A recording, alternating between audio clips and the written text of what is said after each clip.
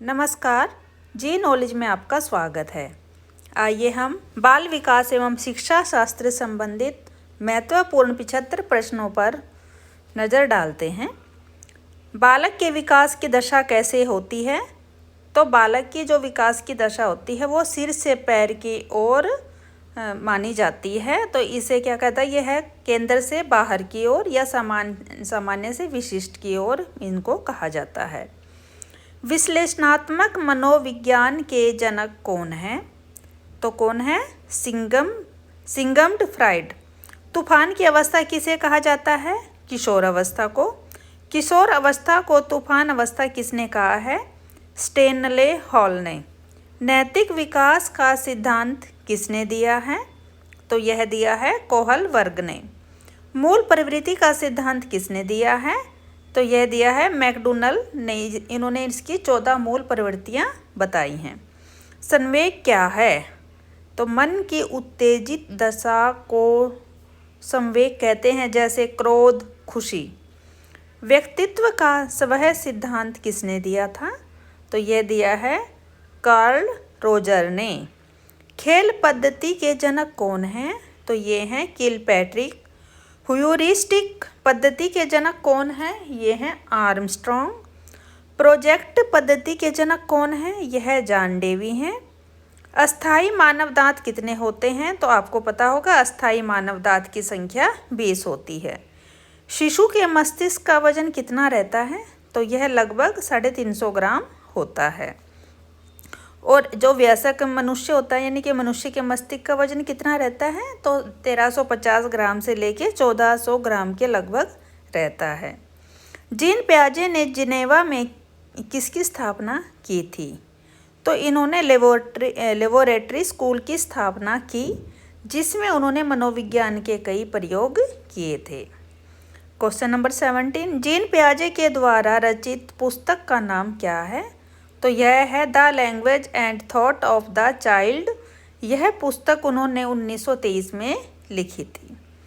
Question number 18, gene पियाजे ने संज्ञानात्मक विकास को ध्यान में रखते हुए बालक की कितनी अवस्थाएं बतलाई हैं?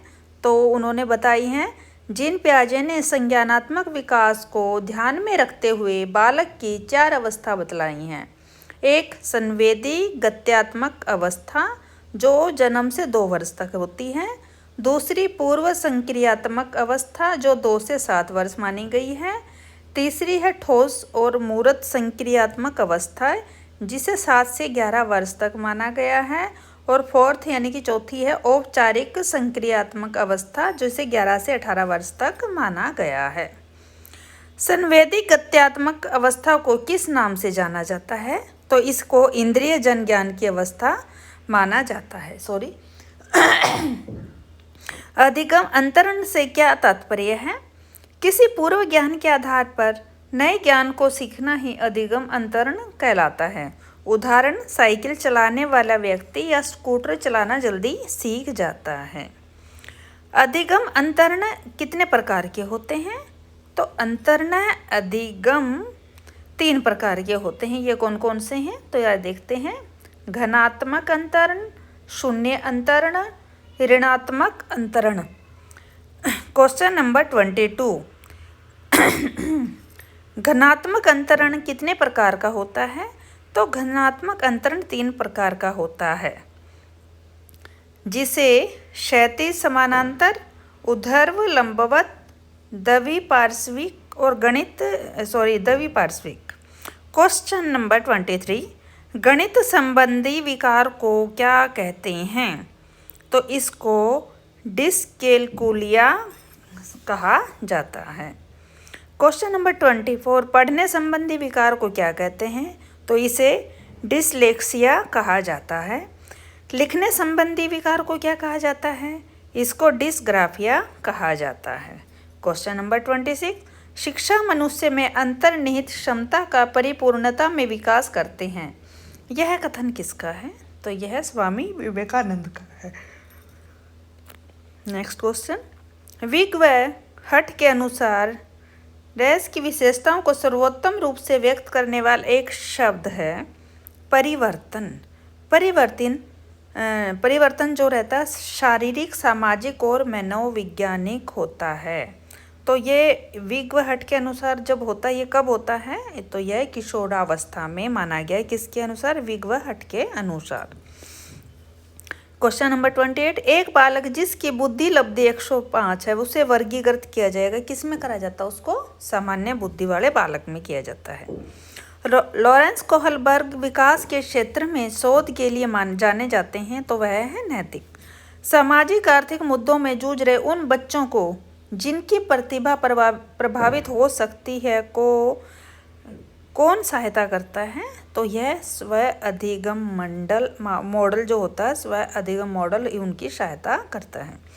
पियाजे के अनुसार बच्चा मूर्त स्तर पर चिंतन, बौद्धिक क्रियाएं और समस्या समाधान किस अवस्था में करने लगता है? तो वह औपचारिक संक्रियात्मक अवस्था में इनका समस्याओं का समाधान करने लगता है। नेक्स्ट क्वेश्चन, कौन सा सीखना स्थायी होता है? तो समझकर सीखना स्थायी रहता है। औपचारिक संक्रियात्मक अवस्था है, कब होती है? ये 11 वर्ष के बाद होती है। प्रत्याक्षात्मक व संवेगिक गीतक गामक दक्षता परीक्षण हेतु आरंभ में किसने विधि का निर्माण किया है? तो यह मोंटेसेरी ने करा है। भाषा और बोधन से संबंध विकास है, कौन सा है? भाषाघात। हार्नी के अनुसार मौलिक दुश्चिंता के संप्रत्यय का विकास होता है, तो ये कब होता है? बाल्यावस्था में। बालक विकास का जीन पियाजे के सिद्धांत का आधार क्या है? ये संज्ञानात्मक विकास है।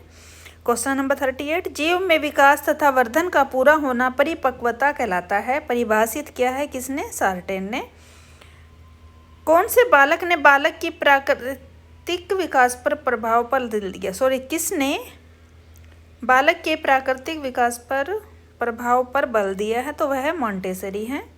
माता की आवाज़ का नवजात के व्यवहार पर प्रभाव का प्रयोग किसने किया था? तो यह टर्मन ने किया था। पियाजे के अनुसार 4 से 8 माह में कौन सा संज्ञानात्मक विकास होता है? तो आंख और हाथ से जो संबंध होता है वह 4 से 8 माह की अवस्था में इनका जो संबंध होता है उसका विकास होता है। प्राथमिक आवश्यकताओं को कौन सी आवश्यकताओं से भी जाना जाता है? तो इनको दैहिक से भी जाना जाता है। बाल अध्ययन के पिता किसे कहा जाता है? तो स्टैनली हॉल को कहा जाता है। कौन से सिद्धांत में बाल्यकाल के अनुभव के विकासात्मक आयाम पर बल दिया गया है? तो मनोविश्लेषणवाद पर दिया गया है। नेक्स्ट क्वेश्चन 45, नवजात के स्वास्थ्य को जांचने के लिए प्रयोग में ली जाने वाली मापनी स्केल है, तो यह है WISC स्केल। शरीर के शीर्ष भाग से प्रारंभ होकर नीचे की दशा में होने वाली शारीरिक वृद्धि को जाना जाता है, तो इसे सिर पदाभिमुख अनुक्रम भी कहा जाता है। कौन सी विधि उपागम में समान प्रयोजनों का मापन उनके विकास की विभिन्न अवस्थाओं पर लिया जाता है? तो यह दीर्घकालीन अध्ययन विधि। पियाजे के सिद्धांत के अनुसार कौन सी अवस्था में बच्चों में उस चिंतन का विकास होना अनुत्कर्मणीयता होती है? तो यह कौन सी होती है? प्राक संक्रियात्मक। निम्न में से किसने बच्चों में वस्तु स्तरीय के विकास को समझने में सहायता की है? पियाजे ने। निर्जीव वस्तुओं का सजीव गुण देने वाली प्रकृति का पियाजे ने क्या नाम दिया? तो यह सजीव चिंतन। बच्चों को सीखने की प्रक्रिया में माता पिता को कौन सी भूमिका निभानी चाहिए? तो यह अग्रोन्मुखी भूमिका निभानी चाहिए। सीखने के अंतर्दृष्टि सिद्धांत को किसने बढ़ावा दिया है? तो यह गेस्टाल्ट सिद्धांतवादी ने दिया है। बेसिक शिक्षा हेतु महात्मा गांधी ने किस पाठ्यक्रम पर बल दिया था? तो उन्होंने दिया था हस्तकला केंद्रित पर। मूल्यांकन से क्या अभिप्राय है? तो छात्रों के अधिगम की सफलता व असफलता का अध्ययन करना मूल्यांकन कहलाता है। राष्ट्रीय दृष्टि बाधितार्थ संस्थान स्थित है, HIVH, यह कहाँ पर स्थित है? तो यह देहरादून में स्थित है। कोमल शिल्प उपागम किससे संबंधित है? तो यह मनोवैज्ञानिक सिद्धांतों के अनुप्रयोग से संबंधित है। कठोर शिल्प उपागम किस सिद्धांत पर आधारित है? तो यह अनुदेशन पर आधारित है। भूख और प्यास क्या है? यह अर्जित प्रेरक है। चिंतन संज्ञानात्मक पक्ष में एक मानसिक क्रिया है, यह कथन किसका है? यह रस द्वारा दिया गया है। व्यक्तित्व के संगठन का स्वरूप है मनोवैज्ञानिक व शारीरिक। आत्म केंद्रित व्यक्ति कौन होता है? वह अंतर्मुखी व्यक्ति होता है। अपने ऊर्जा पल को बाहर की ओर अभिव्यक्त करने वाले व्यक्ति का व्यक्तित्व कैसा होता है? तो यह बहिर्मुखी व्यक्तित्व वाला व्यक्ति होता है। अपने आप को प्रेम करने की प्रवृत्ति को क्या कहते हैं? तो इसे नार्सिसिज्म की प्रवृत्ति कहा जाता है। किस मनोवैज्ञानिक ने अधिगम का अनुबंधित अनुक्रिया सिद्धांत का प्रतिपादन किया है? तो ये पैवलव ने किया है। किस विद्वान ने कहा है कि बुद्धि की संरचना में मूल रूप से 2 कारक निहित होते हैं? तो यह स्पीयरमैन ने बोला है। मनोविज्ञान की भाषा में किसका अर्थ आकार में वृद्धि से लिया जाता है? तो यह अभिवृद्धि से। समस्या समाधान वह प्रतिमान है जिसमें तार्किक चिंतन निहित होता है। यह कथन किसका है? तो यह स्टेनले का है। अधिगमकर्ता हेतु अधिगम का मुख्य आधार होता है, यह होता है परिपक्वता। नवोदय विद्यालय को प्रारंभ क्यों किया गया? गरीब बच्चों के लिए इसको आरंभ किया गया था। बच्चों की सामाजिकता का परीक्षण किस विधि द्वारा किया जाता है? समाज मिति विधि द्वारा। विकास किस अवस्था से शुरू होता है? तो प्रसव पूर्व अवस्था से ये शुरू हो जाता है। अवधारणाओं का विकास मुख्य रूप से का हिस्सा है, तो किसका है? ये बौद्धिक विकास का। सार्थक अधिगम की प्रक्रिया विकास की किस अवस्था से प्रारंभ होती है? तो यह शैशव अवस्था से होती है। प्रश्न नंबर 74, किस अवस्था में घनिष्ठ मित्रता की प्रवृत्ति पाई जाती है? तो उत्तर रहेगा इसका किशोर अवस्था में। मानव विकास की किस अवस्था में बच्चों के सीखने की गति सर्वाधिक होती है? तो यह शैशव अवस्था में बच्चों के सीखने की गति अत्यधिक होती है।